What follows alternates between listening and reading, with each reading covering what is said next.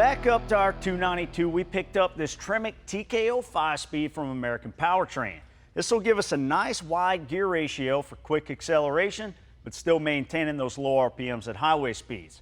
American Powertrain not only offers high-quality transmissions, but their main focus is to supply you with everything you need for an entire conversion. This kit includes the bell housing, cross member, clutch assembly, and even that classic old white shifter knob.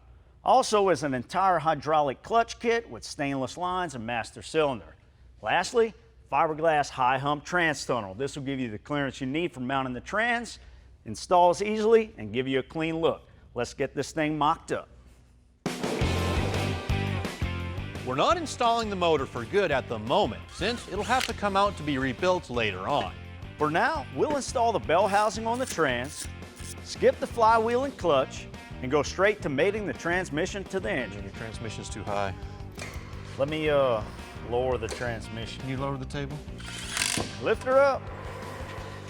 We picked up some adapter mounts from 12bolt.com to attach our 292 to the small block Chevy frame stands.